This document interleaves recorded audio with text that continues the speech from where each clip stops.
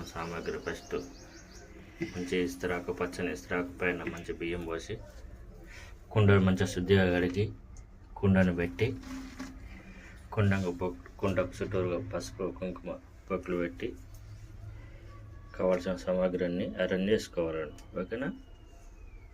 కుంకుమ కుండకు పెట్టేవాళ్ళను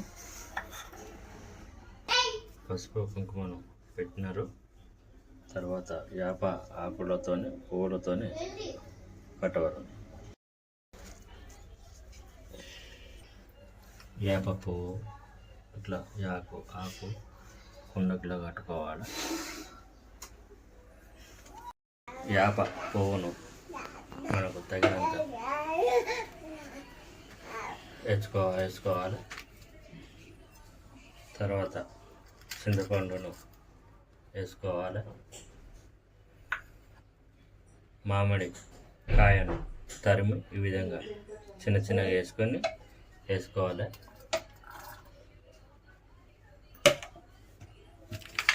బెల్లం,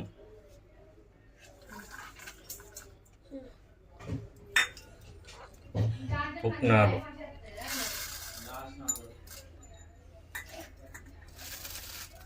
కొన్ని జాగాల ఉమా వేస్తారు, సోపు వేస్తారు, కొన్ని రాళ్ళు వేసుకోవచ్చు. మనం సంప్రదాయపరంగా మనం వేసుకుంటాం. ఓకే, మనకు కావాల్సినంత వేసుకోవచ్చు. ఓకేనా? కొద్దిగా మనం పంటలో పండించినటువంటి కారం పొడి, మనం పొలంలో పండించినటువంటి కారం పొడి మిర్చి పట్టించి కొత్త కారం పొడిని కొద్దిగా వేసుకోవాలను.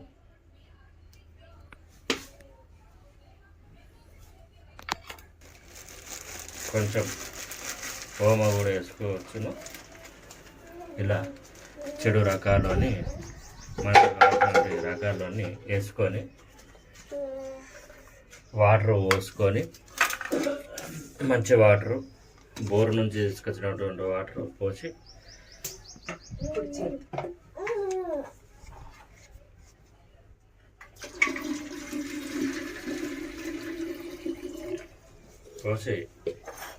ఇలా కలుపుకోవాలను. బెల్లము మనం వేసినటువంటి పదార్థాలన్నీ కరిగేదాకా లోపుకోవాలను.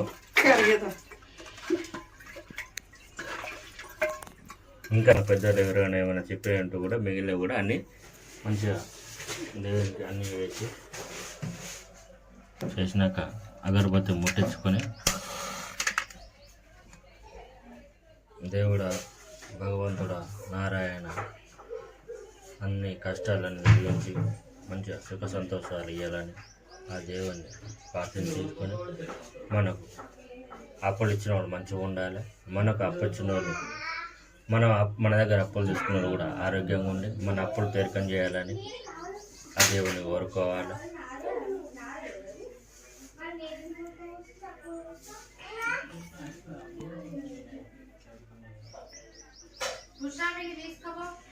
మనం చేసి పెట్టుకున్నటువంటి వంట పదార్థాలన్నీ సమర్పించుకొని దేవుడా మంచిగా వసుకొని చెప్పి ఆరోగ్యంగా వసుకొని చెప్పేసి మొక్కి సంతోషంగా ఉండాలి. తండ్రి దేవుడా నారాయణ అని చెప్పి మొక్కాలి.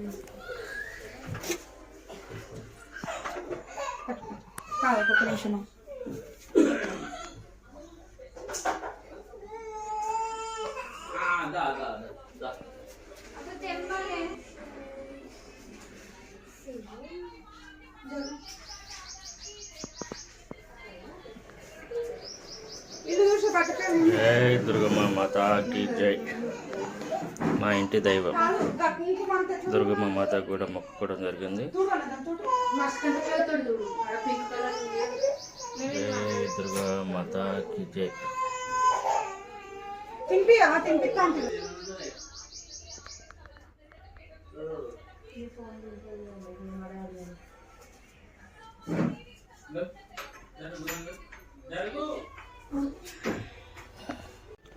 ఉగాది పచ్చడి తాగుతున్నాను. మీరు కూడా తాగండి. మీరు మీ ఇంట్లో ఎలా చేసుకున్నారో చెప్పండి. మేము మా విధంగా ఇలా చేసుకున్నాము. ఏమైనా పొరపాట్లు ఉంటే చెప్పండి. ఇలా కాదు అలాగా అని చెప్పండి. ప్రాబ్లం లేదు. మీకు మీ కుటుంబ సభ్యులకు ఉగాది శుభాకాంక్షలు.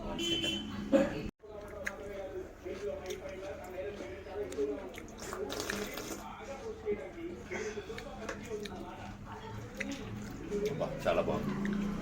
Thank you.